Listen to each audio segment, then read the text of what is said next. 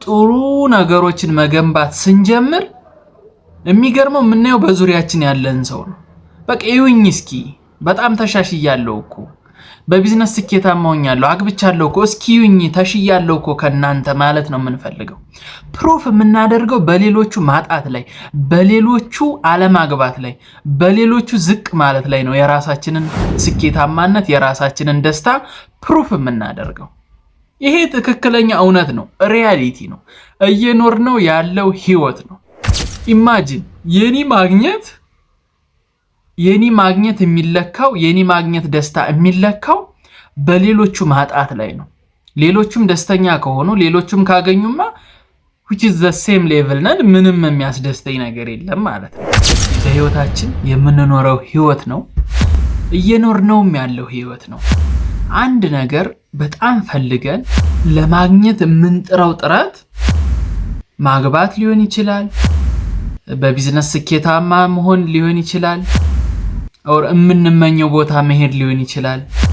ብዙ ነገሮች ስኬታማ መንገድ ናቸው ብለን ያሰብናቸው በሙሉ መጨረሻ ላይ የሆኑን ሰዎች ለመብለጥ ነው። አይገርምም? ለሰው ፕሩፍ ለማድረግ ነው። ፓስታችንን አይተን ካሁን በፊት ያለንን ህይወት አይተን ከዛ ጋር አነጻጽረን ደስተኛ ለመሆን አይደለም። በቃ እኔ ሳገባ ብዙ በዙሪያ ያሉ ሰዎችን በቃ ቀድሜ ያገባው ቀድሜ ወለድኩ ከነሱ የተሻልኩ ነኝ፣ ስለዚህ ከነሱ ጋር ነው ኮምፔር ማደርገው። የሆነ ስራ ሳገኝ ቆንጆ ስራ ከእህቶቼ ከወንድሞቼ ከጓደኞቼ በዙሪያ ካሉ ሰዎች ቀድሜ እኔ ስኬታማ ሆንኩ፣ ቀድሜ እኔ ያገኘሁት፣ ስለዚህ ደስ ይለኛል ብለን ነው የምናስበው። ትናንትና አጥቻለሁ፣ ትናንትና ብዙ ነገር ደርሶብኛል፣ ትናንትና መከዳት ደርሶብኛል፣ ስለዚህ ዛሬ የተሻለ ቀን ነው ብዬ ከራሴ ጋር በፍጹም አላወዳድርም። ብዙ ሰዎች የሚኖሩት እንደዚህ ነው።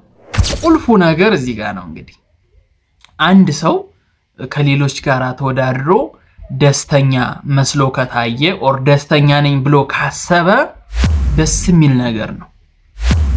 ግን ትልቅ ጥያቄ መጠየቅ ያለበት ያ ሰው ብቻዬን ስቀመጥ ከሚስቴ ውጪ ከልጆቼ ውጪ ከቢዝነሴ ውጪ ከልብሴ ውጪ ከምበላው ውጪ ራቁቴን ቁጭ ብዬ ደስተኛ ነኝ ወይ ብለህ ራስህን ገምግም ወንድሜ፣ ራስሽን ገምግም እህቴ። ትልቁ መልስ እዚህ ጋር ነው። በዛን ሰዓት ደስተኛ ከሆንክ ኑሮን ካንተ በላይ እየኖራት ያለ ሰው የለም በዚህ ምድር ላይ እመነኝ። ማንም ይሁን በቢዝነስ በጣም ትልቅ ስኬታማ የሆነ ሰው ይሁን ኤንድ በትዳሩ በጣም ደስተኛ የሆነ ሰው ይሁን በብዙ ነገር የተሟላለት ሰው ይሁን ፕራይቬትሊ ኦር ብቻህን ቁጭ ብለህ ራቁትህን ከምንም ነገር ውጪ ሆነ ውስጥህ ደስተኛ ከሆነ በቃ ኑሮን እየኖርክ ያለው አንተ ነህ። ፔሪድ። መኖር የሚያስደስተው ያ ነው። በቃ ምንም ነገር ሳይኖር በህይወት ምንም ነገር ሳይኖር ሚስት ሳትኖር ልጅ ሳይኖር ቢዝነስ ሳይኖር ኦር ምንም ነገር ሳይኖር በህይወትህ ብቻህን ቁጭ ብለህ የሚሰማ ፊሊንግ በቃ ከማንም ያነስኩ አይደለሁም፣ ከማንም የበለጥኩ አይደለሁም፣ ሰው አርጎ ፈጥሮኛልና ቴንክ ዩ ጋድ እግዚአብሔርን አመሰግናለሁ ብሎ በውስጡ ሐሴት አድርጎ የሚኖር ሰው እሱን ማንም አይበልጠው። በቃ ደስተኛ ነው። ፔሪድ። አለቀ። እና ምናልባት አንዳንድ ሰዎች በዙሪያቸው ካለ ሰው ጋራ ኮምፔር እያደረጋችሁ ደስተኛ የምትመስሉ ሰዎች አውልቁት። በዙሪያችሁን ያለውን ሰው ወደ ጎን አርጉት። ሚስታችሁን ካለች ወደ ጎን፣ ባል ካለ ወደ ጎን፣ ልጆች ካለ ወደ ጎን አርጉና ራሳችሁ ደስተኛ ነን ወይ? ደስተኛ ነኝ ወይ? በህይወቴ እምኖረው የህይወት አካሄድ ደስተኛ እያረገኝ ነው ወይ? እምሄድበት የህይወት ፍልስፍና ደስተኛ እያረገኝ ነው ወይ? በቃ ብቻችሁን ቁጭ ስትሉ ደስተኛ ናችሁ ወይ? እስኪ አስቡት በደንብ። እውነት ቁጭ ብላችሁ በደንብ አስቡት።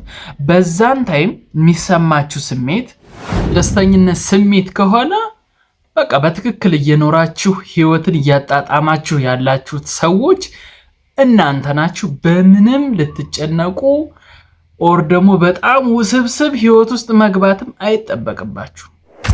ምናልባት በደንብ ራሳችሁን ቴስት እንድታደርጉበት የመጣ ምልከታ ነው። እዚህ ዩቲዩብ ቻናል ላይ ስትመጡ ሁሌም ቁም ነገር የፈለገ ሰው ብቻ ነው ሰብስክራይብ ሳያደርግ በፍጹም አይወጣም። በቀጣይ በአዲስ የቁም ነገር ቪዲዮ መለሳለሁ። ቴንኪው